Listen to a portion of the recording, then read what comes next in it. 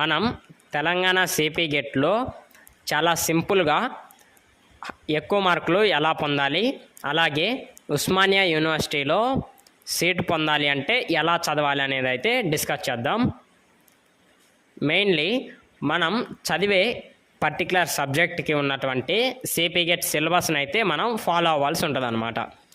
ఆ సిలబస్లో ఉన్నటువంటి టాపిక్ని మనం చదివేటప్పుడు ఒకటే పాయింట్ ఆఫ్ వ్యూ నుండి కాకుండా వేరియస్ పాయింట్ ఆఫ్ వ్యూస్ నుండి క్లియర్ చేయాలి.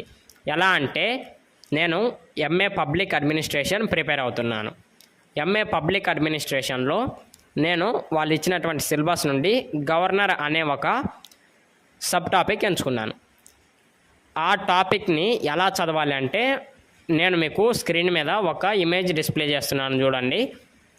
గవర్నర్ యొక్క అపాయింట్మెంట్, గవర్నర్ని ఎవరు అపాయింట్ చేస్తారు, అలాగే అపాయింట్మెంట్స్ ఆయన ఎవరెవరిని అపాయింట్ చేస్తారు అనేది మెయిన్ అన్నమాట. అలాగే సెకండ్ వచ్చేసి గవర్నర్ కావాలి అంటే ఉన్న క్వాలిఫికేషన్స్ ఏమిటి, ఓకేనా. ఒక పర్సన్ గవర్నర్ అవ్వాలి అంటే ఎంత ఏజ్ ఉండాలి, ఏమేమి క్వాలిఫికేషన్స్ ఉంటే గవర్నర్ అవుతాడు. నెక్స్ట్ వచ్చేసి అతని యొక్క టెన్యూర్. ఇఫ్ ఏ పర్సన్ గవర్నర్గా ఎన్నుకోబడ్డాడు అంటే అతను ఎన్ని సంవత్సరాల వరకు, ఎంత సమయం వరకు ఆ యొక్క పొజిషన్లో గవర్నర్గా కొనసాగుతాడు.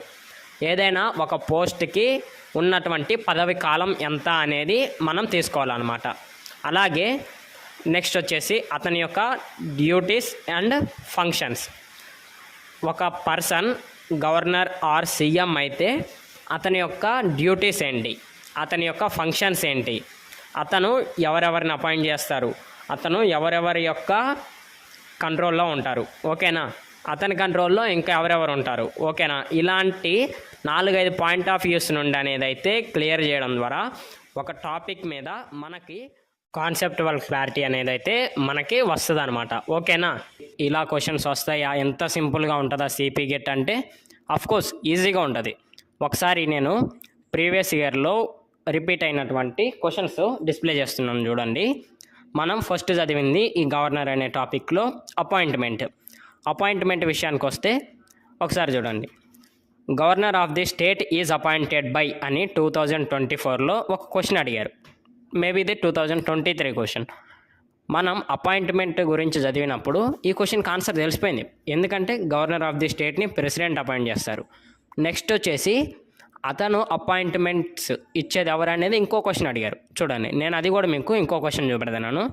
Advocate general of state appointed by.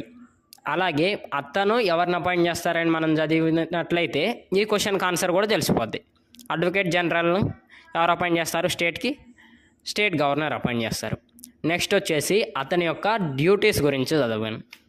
డ్యూటీస్లో judicial functions గురించి, అతను స్టేట్ జ్యుడిషియరీలో ఎటువంటి రోల్ ప్లే చేస్తాడనేది మనం చదివినట్లయితే ఇక్కడ ఒక వచ్చిన క్వశ్చన్ని మనం పరిశీలిస్తే district judges are appointed by అని ఒక క్వశ్చన్ వచ్చింది. అందులో డిస్ట్రిక్ట్ జడ్జెస్ని ఎవరు అపాయింట్ చేస్తారు, స్టేట్ గవర్నర్. ఇలా ఒక టాపిక్ నుంచి 4-5 పాయింట్ ఆఫ్ వ్యూస్ నుండి మనం క్లియర్ చేయగలిగితే, కవర్ చేస్తే ఆ టాపిక్ నుండి వచ్చేటటువంటి క్వశ్చన్స్ అయితే మనం ఈజీగా సాల్వ్ చేయగలుగుతాం.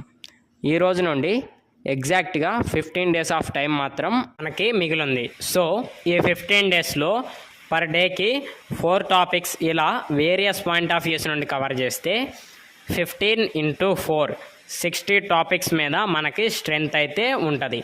సో ఈ 60 టాపిక్స్ ఎగ్జామ్లో రిపీట్ అయితే, ఎగ్జామ్స్లో వస్తే 60కి 55 మార్క్స్ మనకైతే ఈజీగా వచ్చే ఛాన్సెస్ ఉంటాయి. సో 55 మార్క్స్, అలాగే మనకి ఉన్నటువంటి ఇంకొంత నాలెడ్జ్తో ఇంకొక 5 మార్కులు తెచ్చుకోగలిగితే 60 అంటే మనకు మంచి ర్యాంక్ అలాంగ్ విత్ ఉస్మానియా యూనివర్సిటీలో సీట్ పొందే అవకాశం అయితే ఉంటుందన్నమాట. ఇంకా మీకు ఏదైనా ప్రిపరేషన్ గురించి డౌట్స్ ఉన్నా, ఏదైనా గైడెన్స్ కావాలి అన్నా, ఆర్ఎల్స్ మీకు ఏదైనా హెల్ప్ కావాలి అన్నా కానీ మీరైతే కామెంట్ సెక్షన్లో మీకు సంబంధించినటువంటి డౌట్స్ అయితే అడగండి. నేను నాకు తెలిసిన ఇన్ఫర్మేషన్స్తో మీ డౌట్స్ క్లారిఫై చేయడానికైతే ట్రై చేస్తాను. ఇలాంటి మరిన్ని వీడియోస్ కోసం అయితే మన ఛానల్ని రెగ్యులర్గా ఫాలో అవుతూ ఉండండి. Don't forget to like the stream and subscribe to the channel. Thank you for watching.